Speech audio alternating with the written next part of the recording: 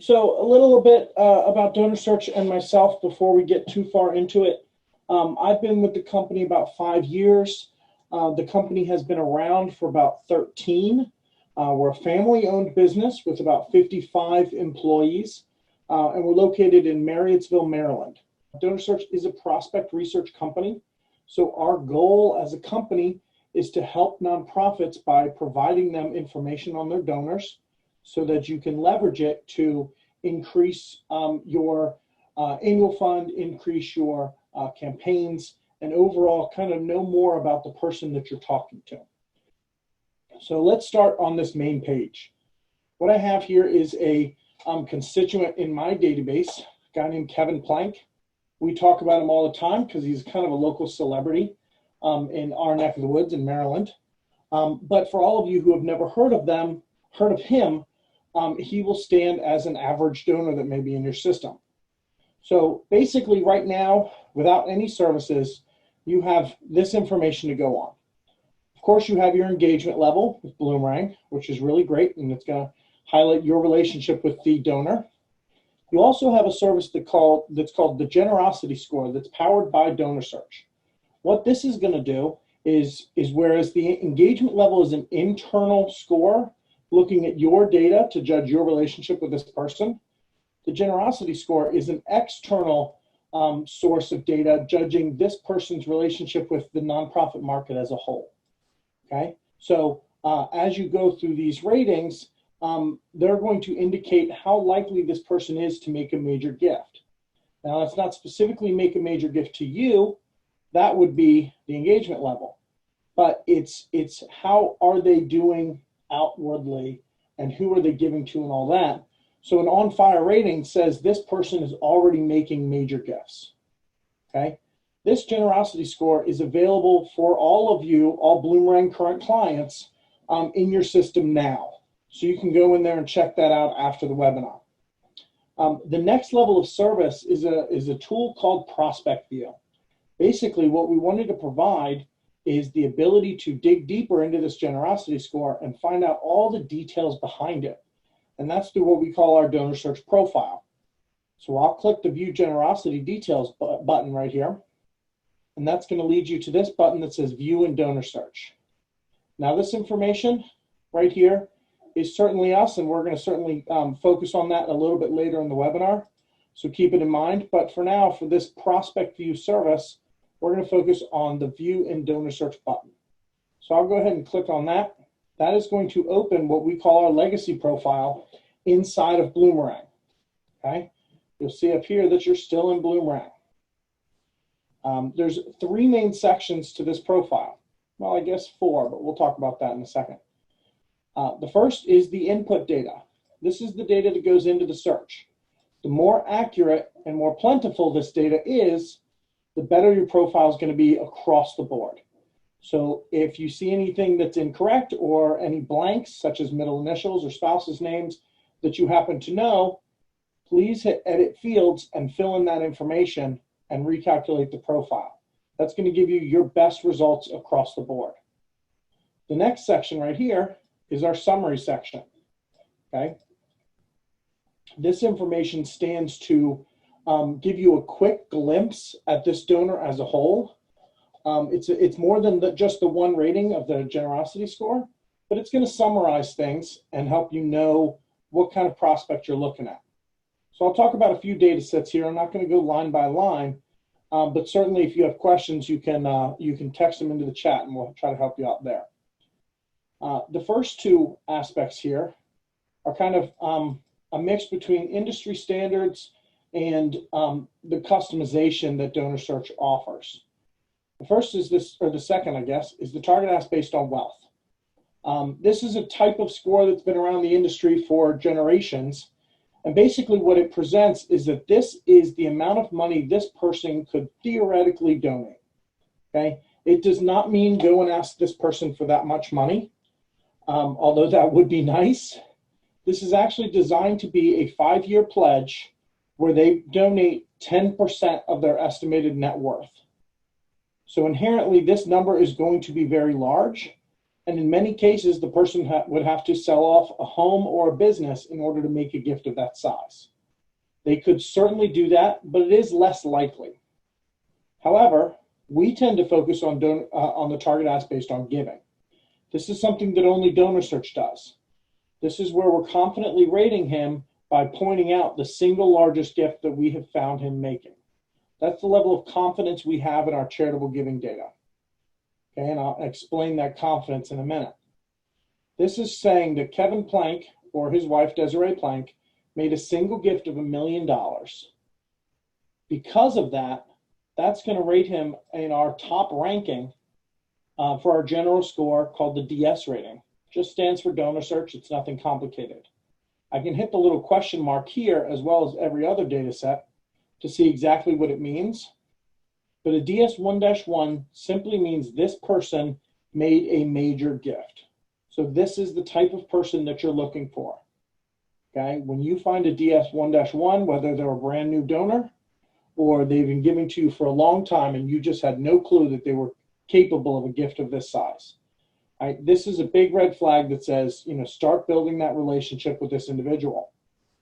The DS rating is also the translated version of the generosity score.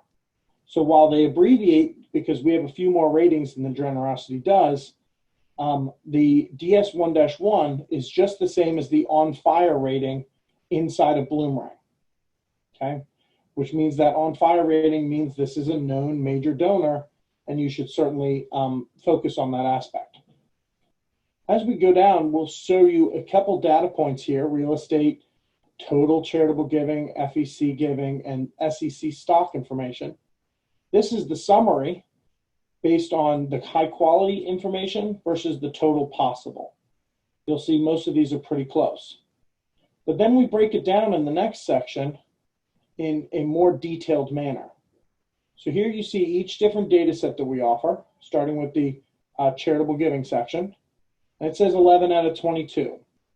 That means we have confirmed matches to 11 charitable gifts that this person made. The way we confirm them is by comparing the data in the gift, which is a single line pulled out of an annual report, and comparing it to the data that you put in. The more data points that we can match to, the more accurate the data is going to be. So here you see a 3-star match. That means we're very confident that this person, this Kevin and Desiree Plank, is in fact the same Kevin and Desiree Plank you're looking at up here. Right? As we go down, you'll see that there's 2 and 3 stars, both saying we're confident, but the 2 is, we have less confidence a little bit, right? But we're still enough to say it's the right person. You'll see some check marks, which I'll explain in a second. And then you get to these red star gifts. This is where we have enough information to say that this could be the person that you're looking at, that could be the right person, but there's not enough to confidently say that as a fact. So this is where your own knowledge can really support it and increase the benefit of the tool specifically for you. No changes that you make in this profile are going to go into our database and change anything for any of our other clients. So don't worry about deleting things. Don't worry about adding things. Anything you do in the profile is going to be specifically and exclusively for you and your organization. So I can go through these and make decisions to say, yep, that's him, and that's him, or, none of these are him. But once you check the check marks, up in the action bar gives you a few options. You can mark them high with 2 or 3 stars, which would then increase them and bring them to 2 or 3 check marks, thus confirming that a person from your organization manually confirmed that data. If you don't believe it's correct, in the action bar, you can hit delete. Now, we understand people are hesitant to ever delete information because they worry about that they're going to make a mistake. So we actually built in a button that says undelete. So if you do make a mistake, no worries, we have it covered. That same star system is actually in place for all of our other data sets. So as I go through, you'll see that in place throughout the profile. So here is where we have political federal giving and political state giving. This is where they've made a gift through the FEC. It's legally required to be public data, so we provide that. You see the quality score on the right here. and you can see what type of political organizations they give to. Going down, we'll provide real estate information. This is really great for, especially for those of you in a typically in a vacation spot, as an example. So whether it's very hot where you are or very cold, people come there specifically in one season to enjoy that weather. So what we're able to find here is no matter what address you put in, we're able to find other addresses that they may have. And then you can open up each one and find additional information. Okay, so you see this address is the mailing address as well as the property address, which means this is his primary residence. You'll also see that not only does it list him, but it also lists his wife and both of their middle initials. This is a great place to pick up extra information if you didn't already know it. Okay, so in the case where you may just be searching for a Kevin Plank in Maryland, you can look at the real estate, identify the spouse, and then put that in there and increase the benefit of the data across the board. Right? It's going to get more accurate. It's going to find more data, all around beneficial. Okay. Further down, we're going to get into some philanthropic markers. The first is grant giving foundations that he sits on the board of. And you can open those up and see who sits on the board in the family. In this case, it's Kevin, and which organizations they give to. You can also see things like business or family foundations here. So here it's himself and his wife. You see the assets and grants paid and approved of the organization. And then you see a list of their top 10 grants. Now, for any of you that want to get really involved in the grants and the foundations, we'll actually, in the other profile, which I'll show you in a second, we'll highlight all the grants that we have data of, not just the top 10. So keep that in mind. I'll show it to you a bit later. Then we go into nonprofits. These are going to highlight that Kevin Plank sits on the board of an organization helping them raise money. Right? Now, in most cases, a board member is going to donate to that organization, and he's not going to sit on the board of an organization he has no interest in. So this is just as beneficial as the charitable giving in helping them find out, or in helping find out what organizations he's interested in. Okay, and as you can see, just like the rest of the profile, we have a couple 3-star confirmed matches, and then a few matches that could be a different Kevin Plank. So you want to take a look at those and make a judgment call. Again, any of the red star data is not included in his ratings and rankings until you confirm it to 2 or 3 check marks. So this list of possibles is not going to work against you. So if you don't know one way or another, you can always leave it there until you can make an official decision. As we head down, we have some Database USA business data as well as Open Corporates business data. Both of these are going to point out businesses that he's associated with, again with the same star rating system. So here we have him as the CEO of Under Armour in Baltimore, Maryland. Again, that's why we talk about him. And if you look up a business that may not be known to you, there's a full description of what they do.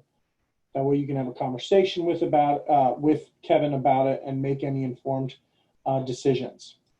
Okay, perhaps they can help your organization in a different way than just a monetary gift. Okay, as we go down, we're going to open up a section called SEC Insiders, SEC Insider Holdings. Now, most people do not know what this is, so I'm going to explain in a little bit more detail.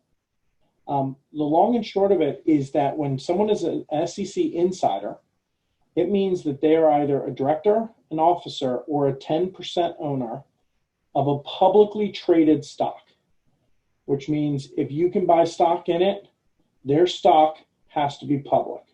Okay? You can use this as a wealth marker to show that he has over $340 million associated with this company. Right? That's certainly a great way to say that he's capable of making a major gift. Another thing I would challenge you to take a look at is these stock symbols. If you're gearing up to ask Kevin for a gift in the near future, whether it's a week away, a month away, or 6 months away, you can start tracking this stock symbol. because if this stock hits to $11, $12, $13, it's a great time to ask him for a gift because he just made a ton of money.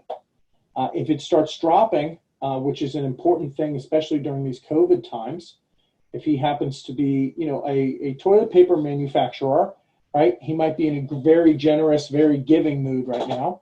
Whereas if he's into public sports, that might not be a happy time for his stock. So you might want to hold off until he gets a little bit of a rebound and then ask him for a gift. It might lead to a larger gift.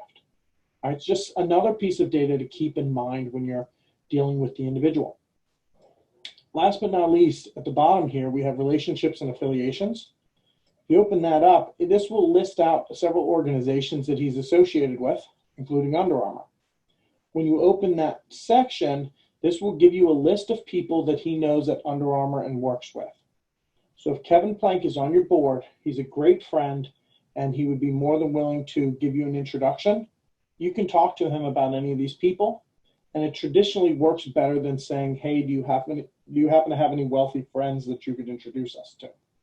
Okay. The flip side is also true. If you don't know Kevin at all, you can look at the people he associates with and find somebody you might have a better relationship with, maybe a board member, maybe a known donor, maybe your Uncle Steve, okay?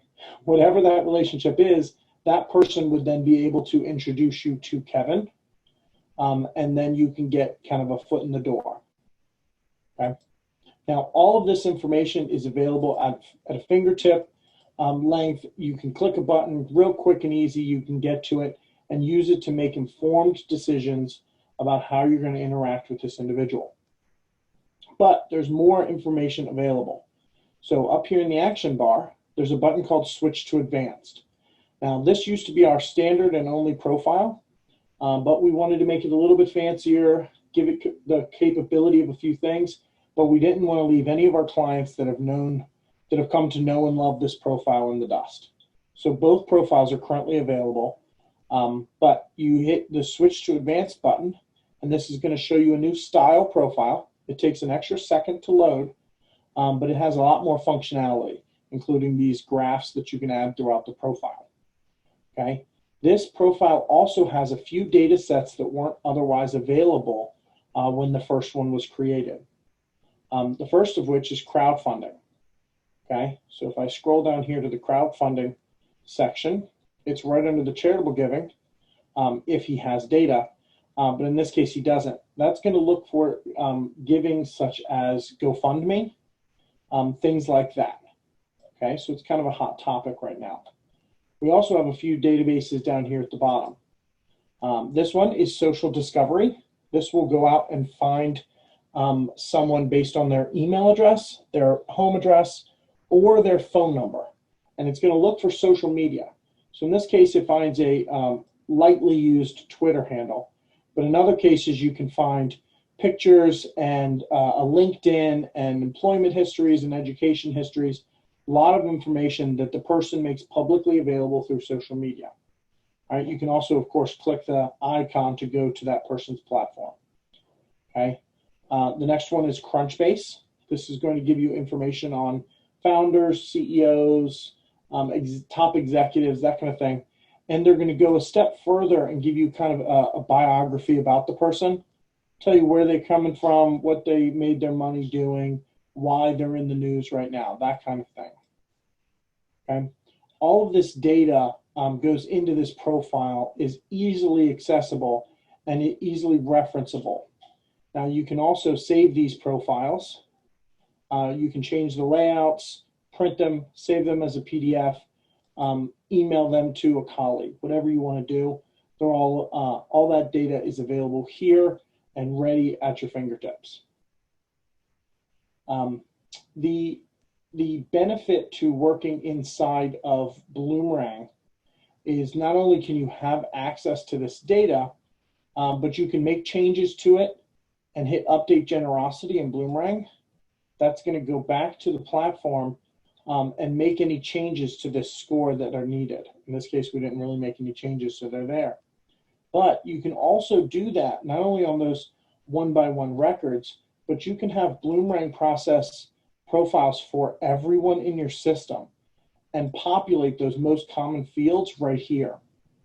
Okay, that's going to give you the ability to see this information at a quick glance and see inside the system what data is available on that person without even going into the specific profile. Okay, so this is actually a separate service, but it will highlight information on your whole database instead of just who you choose to click the button on.